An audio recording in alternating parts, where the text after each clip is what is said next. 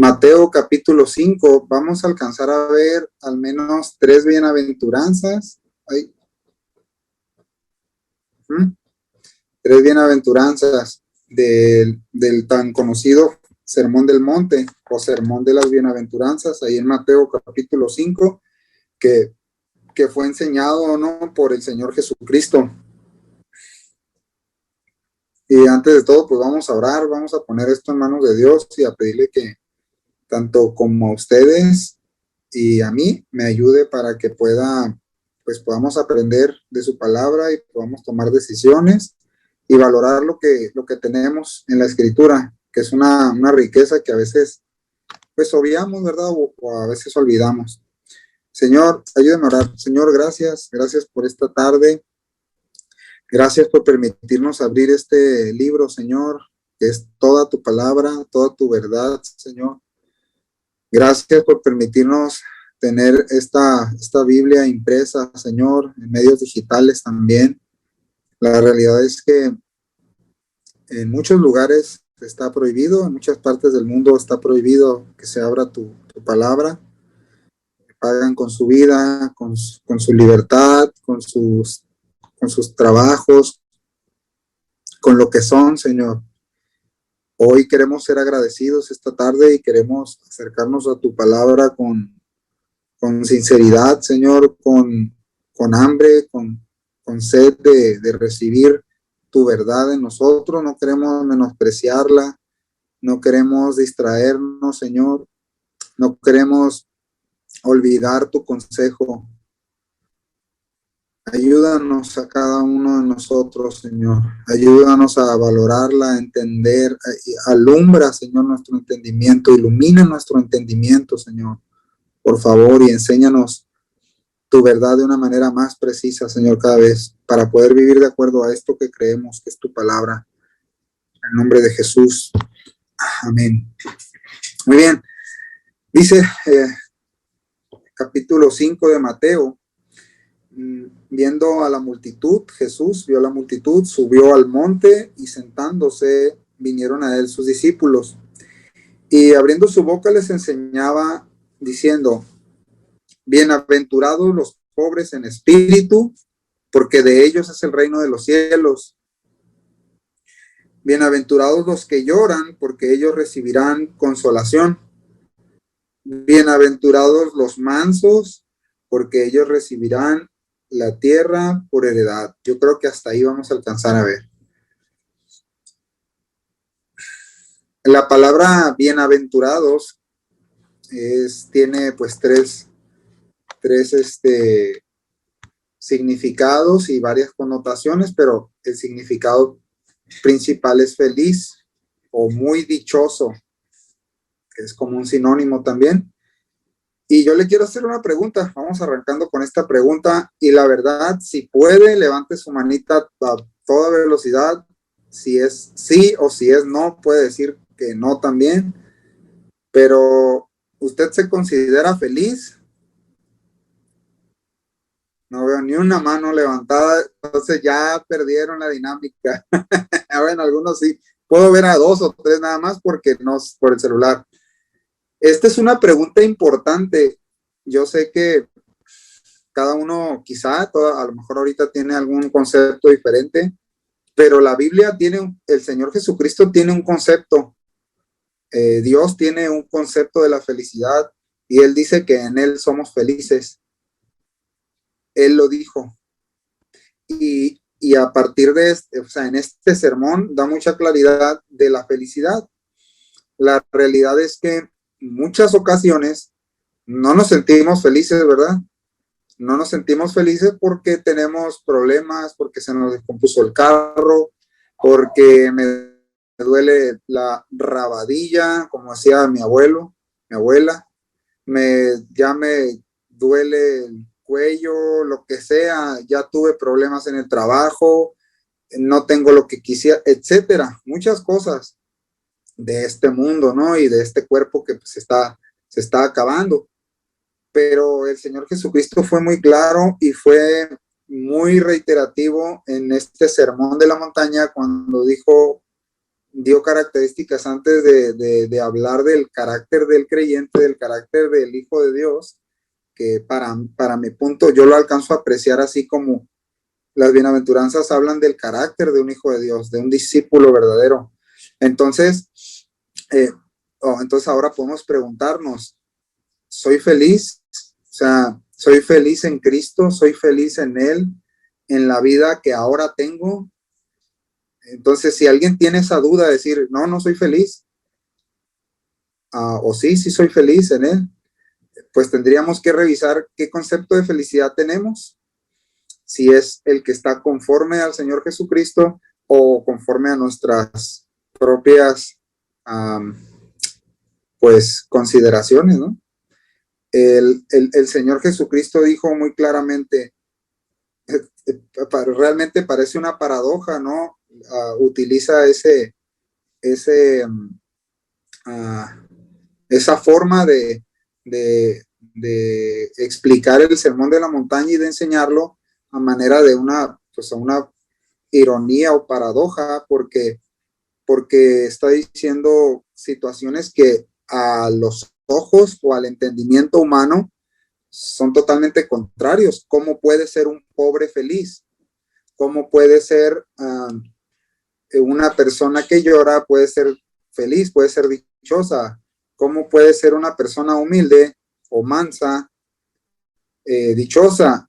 Porque ahora es visto como una debilidad.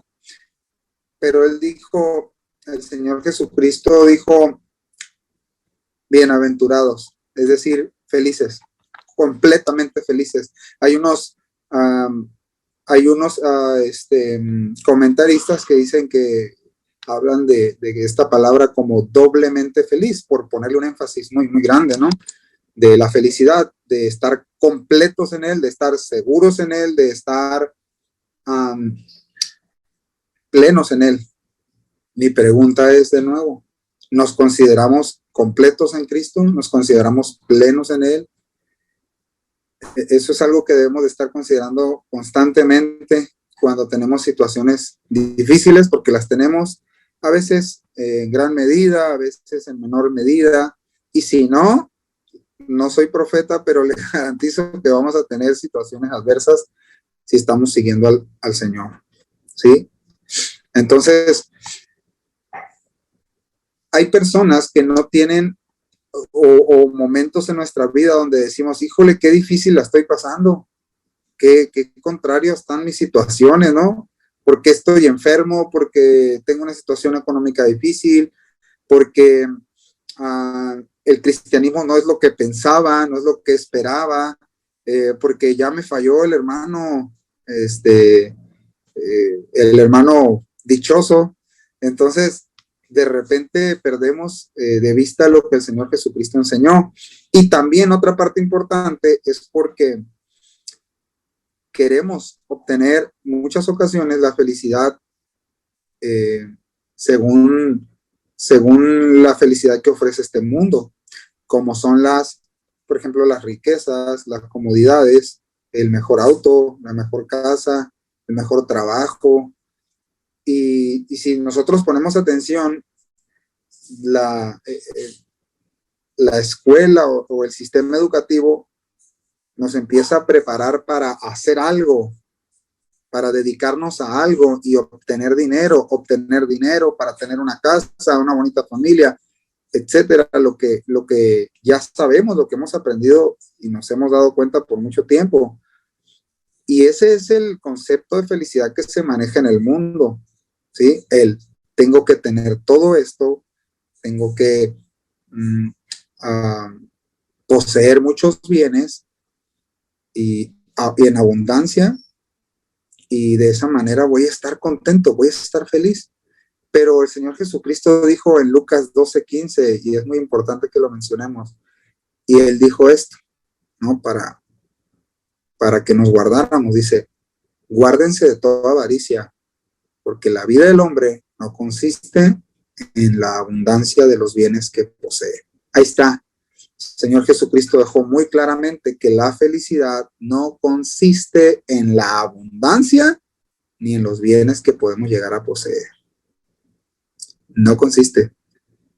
sea, lo que refleja una infelicidad, si se puede decir así, o una vida infeliz, uh, es que a veces estamos avariciando, o no, pudiera ser el caso, o a veces estamos deseando que nuestra situación sea como la pintan a veces las películas, ¿no? Todo está bien, tienen el mejor trabajo, la mejor empresa, la mejor familia, nunca tienen problemas, pero no, eso no pasa en la vida real, menos en la vida de los creyentes verdaderos, ¿verdad que no? La vida del discípulo, hay aflicciones, la vida del discípulo, hay situaciones adversas, hay pruebas, hay tentaciones, hay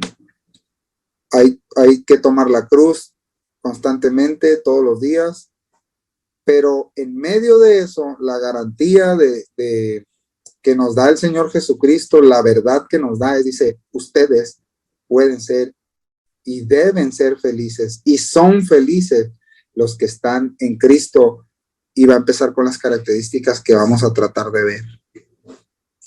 Dice, bienaventurados los pobres en espíritu. ¿Qué es esa entonces la pobreza en espíritu? Bueno, lo contrario a una actitud altiva, a una actitud orgullosa, a una actitud autosuficiente, que precisamente ahora en el mundo es lo que tanto admira y que tanto aplaude. ¿Qué tan autosuficientes somos o qué tan autónomos somos? Eso es lo que el mundo aplaude, es lo que incita, es lo que enseñan en el sistema educativo también, y no tengo nada contra el sistema educativo, simple y sencillamente es que muchas veces, bueno, sobre todo en las universidades, desean que los jóvenes de hoy sean súper emprendedores y piensan que saben qué es lo que necesitan, ¿no? Hablando de bienes materiales, hablando de la autorrealización personal. El Señor Jesucristo dijo, bienaventurados los pobres en espíritu. Ok, lo contrario a pobreza de espíritu es entonces la autosuficiencia, la autonomía. ¿En donde nos deja entonces parados eso? Bueno, en una persona que ve su incapacidad, su pobreza, su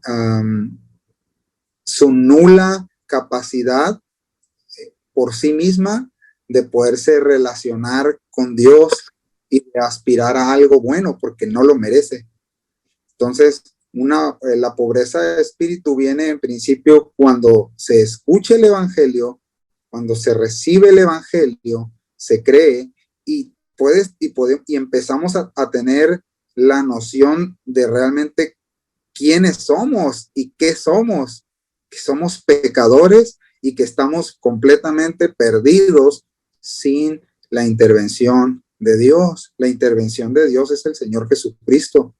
Amén. Entonces, sin Él, ¿dónde nos posicionamos, hermanos? Se va toda jactancia, se va todo orgullo, se va toda aquella riqueza que podamos considerar tener cuando nos vemos delante de un Dios que es santo, que es justo y que aborrece el pecado. Entonces, ahí vemos nuestra incapacidad, ahí vemos nuestra pobreza. Lo contrario de esto es que se puede tener una actitud, no sé si ustedes se acuerdan de aquel hombre, de aquel fariseo y del publicano que van a orar. ¿Se acuerdan de la actitud que tenía uno delante de Dios y del concepto que tenía de sí mismo?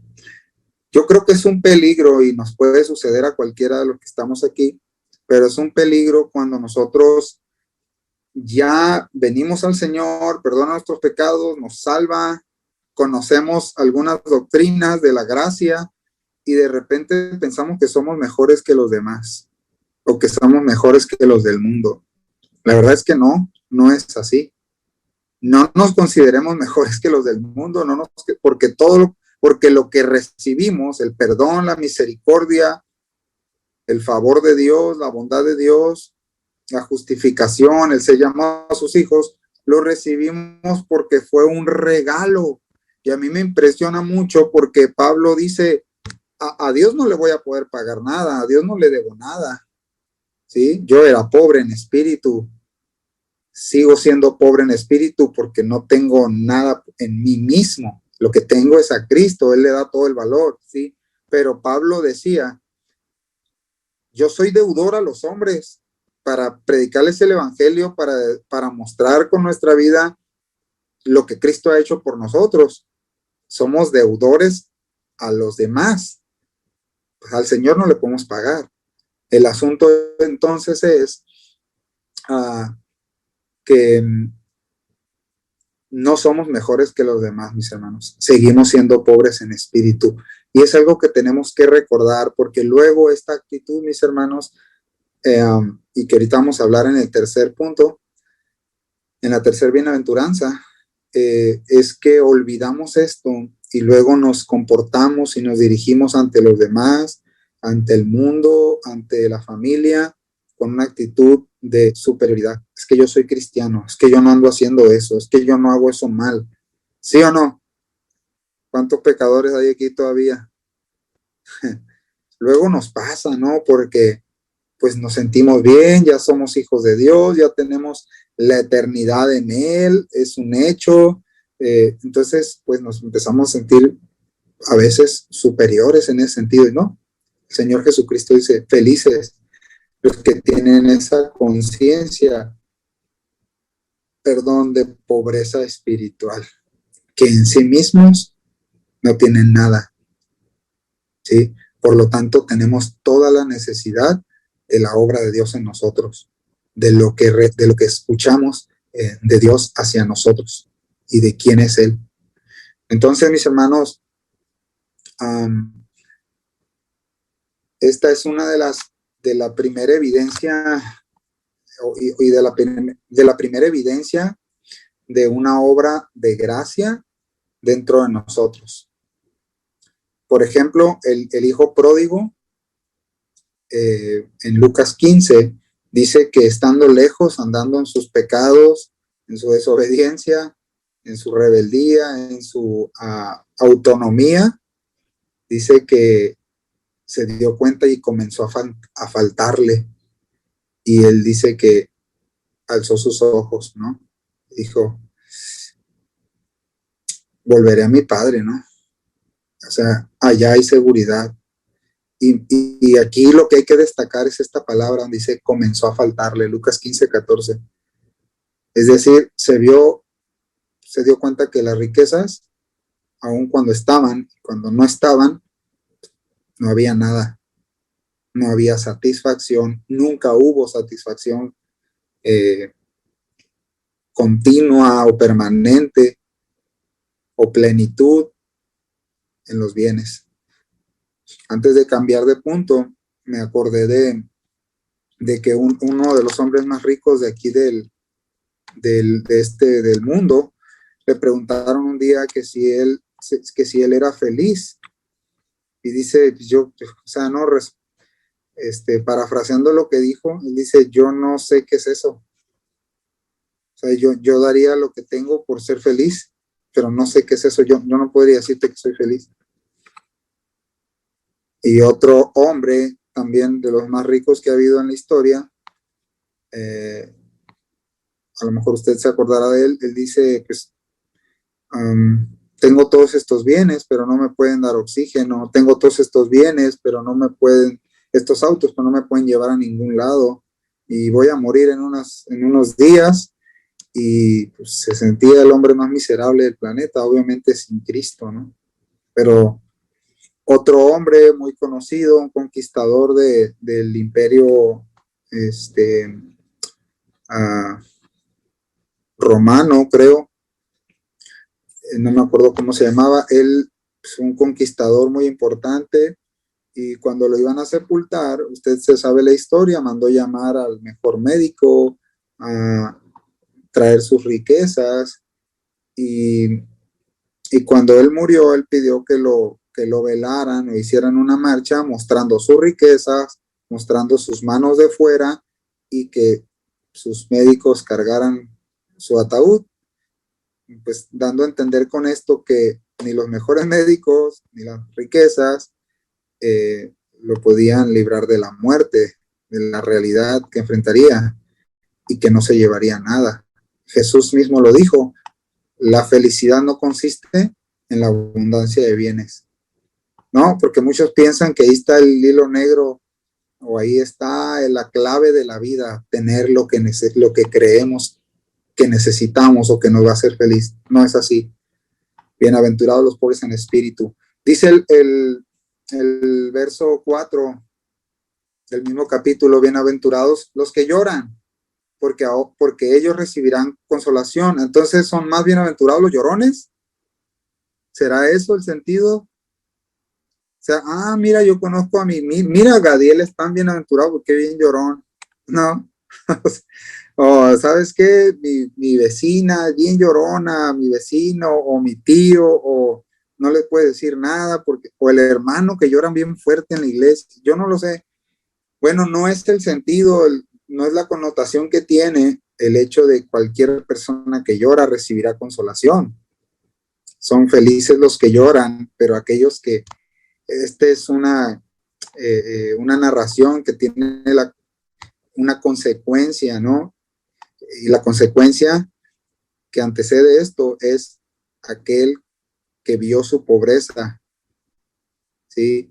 Y que ahora llora, y que de hoy en adelante, como se sabe pobre, como se sabe incapaz de salvarse a sí mismo, incapaz de tener los recursos para ser feliz, ahora llora. Y Jesús está hablando de esos que lloran, pero ¿por qué lloran? Porque luego podemos llorar por cosas pecaminosas, ¿no? Luego podemos llorar por cosas que creemos que necesitamos, pero realmente no las necesitamos, las deseamos. O podemos llegar a desear las cosas que a Dios, o sea, no tienen nada que ver con el Señor. El asunto es que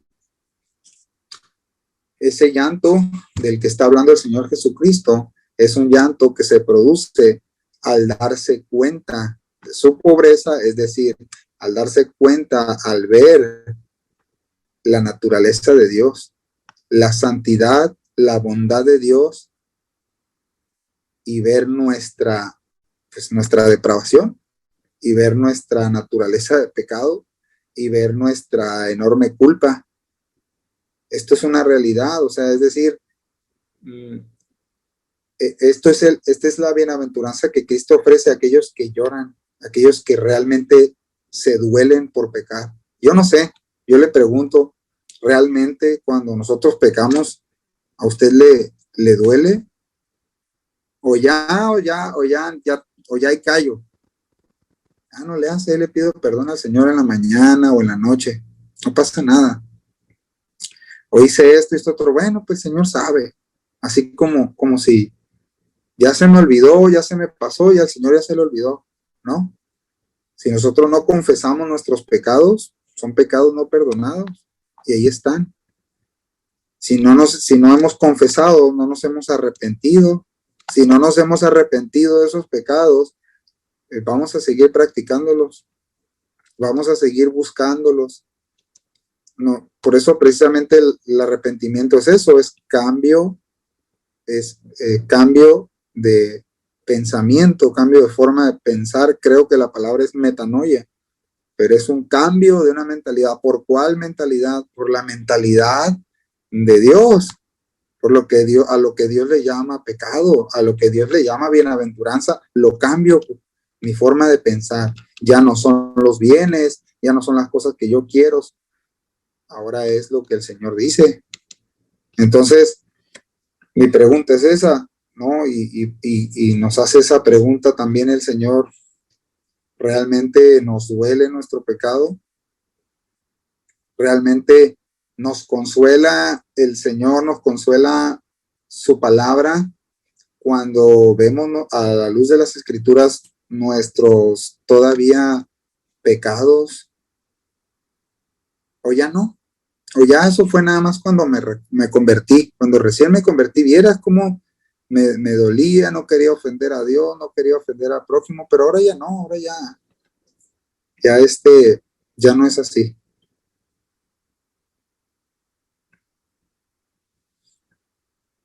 Entonces, aquellos que lloran, aquellos que lloramos por nuestra condición todavía, yo no sé si le ha pasado, ¿no? Cuando pecamos, cuando ofendemos, cuando dices, híjole, es que ya no iba a tener esta actitud, es que ya no iba a hacer esto, es que ya no iba a pensar de esta manera, es que ya no me iba a enfurecer de esta manera, es que ya no iba a tener esas actitudes, es que ya no iba a desconfiar de Dios otra vez. Y otra vez lo hice y no, a veces no les da coraje con ustedes mismos o están bien a gusto con ustedes mismos. No les pasa, digo, pues a mí a veces sí le da coraje con uno mismo, sí dice, ¿por qué? Otra vez, Pablo dijo, no sé si acuerdan ustedes, Pablo dijo, miserable de mí, y no dijo así como, miserable de mí, no, o sea, el brother tenía un carácter fuertecito, ¿no? O sea, imagínense haber estado así, se haber quedado pelón, no sé, se arrancó, no sé, miserable de mí, otra vez estoy en esta actitud, otra vez hice esto, otra vez pequé, otra vez no dije lo que tenía que decir cuando debía hacerlo. Yo no sé. Y esto no es para estarnos flagelando, no, esto nos debe de llevar a buscar esa consolación en Dios. ¿Y cuál es esa consolación, mis hermanos? ¿Qué es lo que nos consuela? Pues nos va a llevar hacia el Espíritu Santo. El Espíritu Santo nos va a llevar a la palabra. ¿Quiere un mayor consuelo? O sea, el consuelo no va a ser, no te preocupes, mijito, síguele, no pasa nada. No, fue un error, hombre, todos pecamos. El Espíritu Santo no te va a decir eso, o sea, no, jamás. Él nos llevará a buscar la consolación en Cristo. Ellos recibirán consolación. Entonces,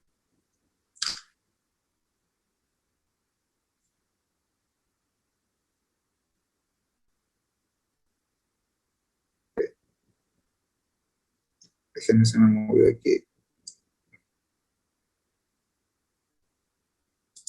Okay. La consolación a la que el Señor Jesucristo está haciendo alusión aquí es que Él eliminará, Él borrará el pecado que nos lleva a llorar, que lleva a la gente a llorar. Quitará esa carga de conciencia, borrará los pecados. Mi pregunta es, ¿por qué? Porque él pagó por esos pecados, porque Él es uno que sí se compadece de nuestras debilidades, pero también es uno que a través del Espíritu Santo nos santifica, o sea, quiere irnos apartando cada vez más para Él. Si nosotros no entendemos esto, quizá vamos a estar altercando con Dios, hermano. Quizá nos vamos a estar queriendo pegar tiros con Dios, así como Jacob, ¿no? Una revolcada ahí. O sea, la verdad, no le vamos a ganar. O sea, Dios tiene la razón. Dios no se equivoca, pero a veces, si nosotros, pues no entendemos esto, podemos estar altercando con Dios, altercando con Dios. Así que, mis hermanos, pues, bienaventurados los que lloran, bienaventurados los que ven, los que vemos nuestra situación todavía y decimos, Señor, necesito cada vez más que me ayudes. Porque hay situación, no sé si a usted le pasa, pero o sea, la vida en Cristo, tenemos momentos bien agudos, ¿no? Donde es probada nuestra fe, donde es probado nuestro carácter, donde es probada nuestra paciencia. ¿Cuántos le prueban la paciencia? Levante sus puños, digo sus manos. Somos probados, ¿no? A veces, miren, ahora sí que como el apóstol Pablo, a veces en el campo, a veces con los hermanos de la iglesia, a veces en el trabajo, a veces en la casa, somos probados. Pero bienaventurados los que lloran, bienaventurados los que lloramos, felices, completos. Amén. Entonces, yo no sé si a usted se le hace maravilloso recordar ese antes de Cristo y ahora el después en Cristo, ¿no? Es decir, ahora tengo la seguridad de que Dios me ha aceptado, tengo la seguridad de que ya no voy a pasar una eternidad sin Él. Eso lo dice Efesios 1:6. Ahora soy acepto en el Hijo de Dios, en el amado. Y eso nos debe dar una consolación que no se compara. Dice el verso 5 de Mateo, la tercera bienaventuranza: bienaventurados los mansos, porque ellos recibirán la tierra por heredad. Y aquí vamos a hablar de un tema que muchos estudiosos difieren en ciertos puntos. El asunto es que la mansedumbre o otro sinónimo aquí del que muchos también hablan es la humildad. Es algo con lo que también de lo que también tenemos que crecer bastante, ¿verdad? Y que humildad no es ser una persona seria, humildad no es ser una persona callada, humildad no es una condición económica, no tiene nada que ver. La humildad que la Biblia habla es una desde el interior y que tiene un carácter semejante al de Cristo, que tiene esos rasgos. Por definición, ¿no? Un diccionario bíblico lo define así: es una actitud de confianza humilde, sumisa, escuche bien, una actitud de confianza en Dios, humilde, sumisa y expectante en Dios. Es una actitud amorosa, paciente y gentil para con todos. Ya esa segunda parte ya se puso un poco ruda, ¿no? Paciente, gentil y amorosos, ¿verdad? Yo no sé cuántos virtuosos hay aquí que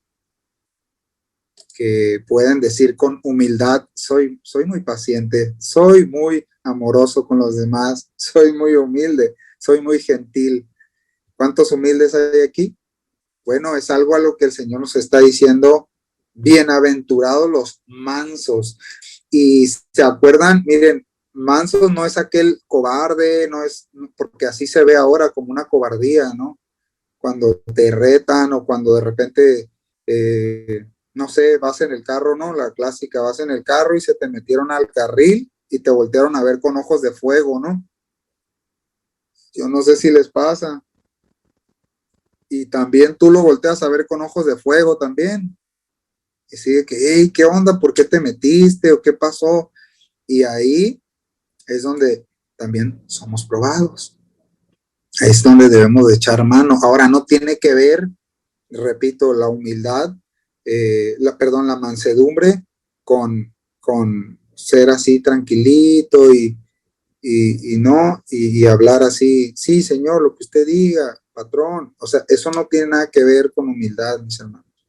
Podemos ser unas personas de muy escasos recursos y tener un orgullo que no cabe en varias bodegas, ¿no? O sea, no es eso a lo que el Señor se está refiriendo.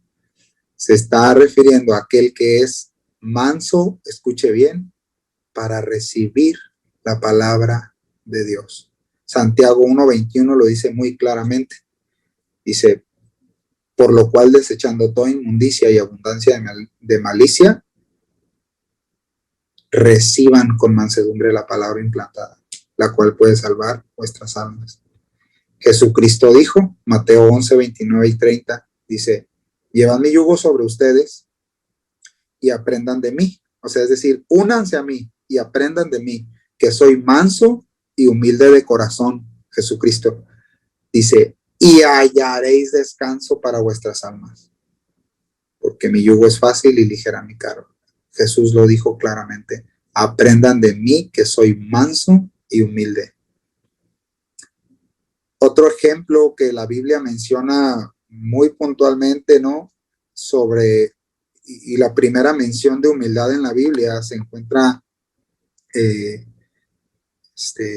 Éxodo. No tengo la cita aquí, pero habla de Moisés. Moisés, cuando sus hermanos se levantaron y empezaron a hablar de él, y a poco nada más por ti habla Dios, se quejaron y Dios escuchó eso. Y dice la escritura que Moisés era un varón manso. ¿Cómo que era un varón manso si ejecutó a un egipcio, si era arrebatadísimo el brother? O sea, no, pero él había sido probado, él estaba siendo tratado en su carácter.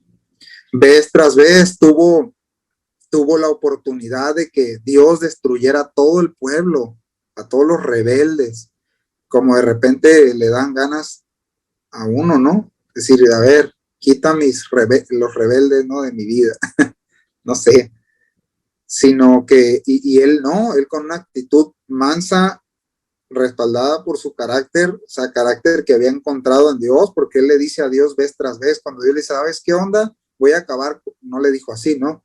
Le dice, voy a acabar con esta generación rebelde. Y Moisés le dice, Señor, tú eres paciente para la ira, tú eres grande en misericordia. Qué tremendo Moisés, un hombre manso, no cobarde. Me gustó mucho una vez que alguien por ahí dijo, un presidente, tengo miedo, pero no soy cobarde. Entonces, no tiene que ver con eso, mis hermanos, la mansedumbre a la que el Señor Jesucristo está invitándonos a imitar. Definitivamente no es un rasgo de un cristiano de un nacido de nuevo, ser un altanero, un orgulloso, prepotente, pendenciero. Sí entendemos eso, ¿no? Andar ahí todo el tiempo peleándose con todo mundo, donde quiera discutiendo. Que el Señor nos ayude, que el Señor nos ayude, ¿verdad? ¿Cuántos necesitan ayuda de eso, en eso? Bueno, los demás son mansos y humildes. Bien, dice la escritura, perdón, les voy a leer un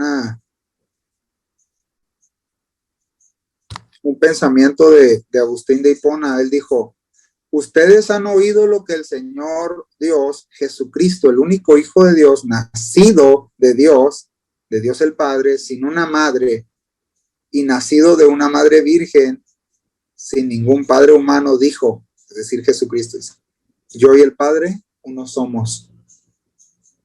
Dice Agustín de Hipona a esto, recíbanlo, créanlo de tal manera que puedan llegar a entenderlo, porque la fe debe preceder al entendimiento para que el entendimiento pueda ser la recompensa de la fe, dice Agustín de Hipona.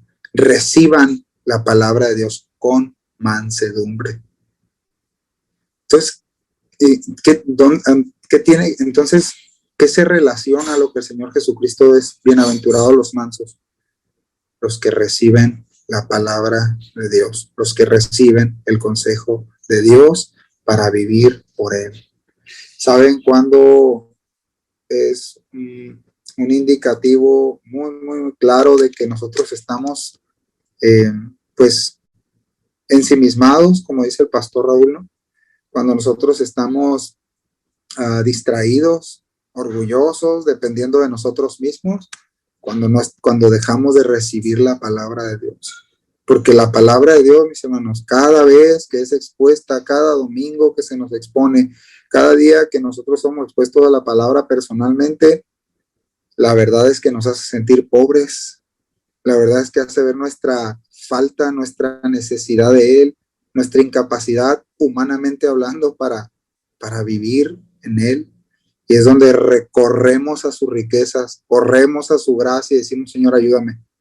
Señor, fíjense, eso está impresionante, ¿no? Cuando Pablo le dice, miserable de mí. O sea, Señor, la verdad ya no me la acabo, ¿no? Ya no puedo con esto. O sea, quítame esto. ¿Y le has dicho tú alguna vez eso al Señor? ¿O no tienes nada que te quite?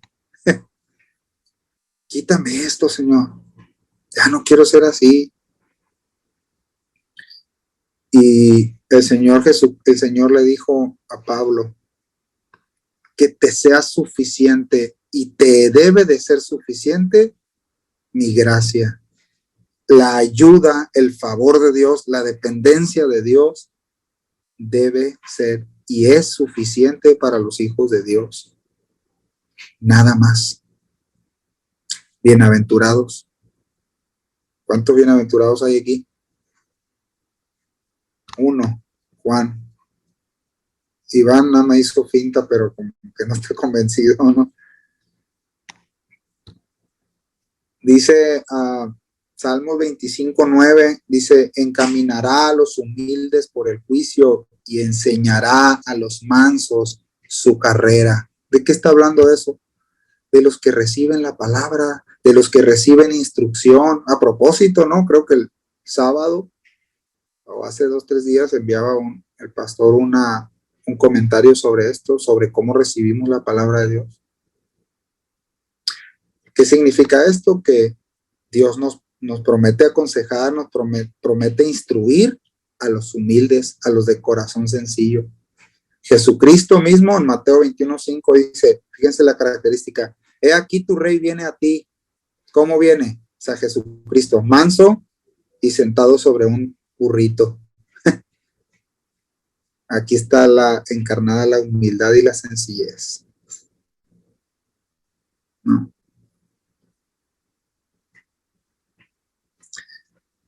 Entonces, de nuevo, esta mansedumbre es lo opuesto al orgullo, a la agresividad, que no hablan para nada de un creyente genuino. En Gálatas 6:1 habla de cómo debemos de restaurar a los hermanos. Si pecan contra nosotros, si pecamos contra otros, ¿cómo debe ser la restauración? Ahí lo puede revisar usted también. Así que quisiera que pues meditáramos en eso. Por último, vamos a leer el Salmo que cité ahorita, el 37:11, nada más. Les voy a leer la otra parte, la parte B del texto. El 11 dice, pero los mansos heredarán la tierra. Este es un paralelo a la tercera bienaventuranza. Los mansos heredarán la tierra. Y vean la segunda parte, esto está impresionante, a mí se me hizo impresionante. Y se recrearán con abundancia de paz. ¿Cuál es la felicidad del creyente, mis hermanos? O sea, que es tangible, ¿no? Que lo puedes palpar, que lo puedes sentir inclusive. La paz de Dios que sobrepasa todo entendimiento. Todo entendimiento. O sea, es incomprensible humanamente la paz de Dios. ¿Qué es esto? Esa es la consecuencia de la justificación, del perdón, de pecados borrados, de culpa quitada, de todas las riquezas de la gracia que tenemos en Cristo. Felices en Él, pues, felices en Él. ¿Cuántos felices ya tienen cara alguno de felicidad ya? Se recrearán, se deleitarán, eso es la palabra hebrea, se deleitarán con abundancia de paz. Entonces no con el último iPhone, no con el mejor instrumento que pudiera desear, no con el mejor carro, no con la mejor carrera, no, con eso no. Con abundancia de paz. Y cierro con este texto, ya, final. Segunda carta de Pedro, capítulo 3, verso 13, dice, pero nosotros, los creyentes, los que somos aceptos en Cristo, los que somos de Él, pero nosotros esperamos, según sus promesas, cielos nuevos y tierra nueva, en los cuales mora la justicia. Ahí está. Los mansos heredarán la tierra. Yo no sé, pero yo sí deseo, anhelo llegar a esos cielos nuevos, a esa tierra nueva. Nosotros esperamos según sus promesas. Mientras esperamos, somos felices en Él. En el mundo, no, en el mundo hay aflicción. Esa es la realidad, el Señor lo dijo. No nos asombra eso, hay aflicción. pero estoy feliz en Él, estoy completo en Él. Amén. Ya pueden poner cara de convicción, ¿no?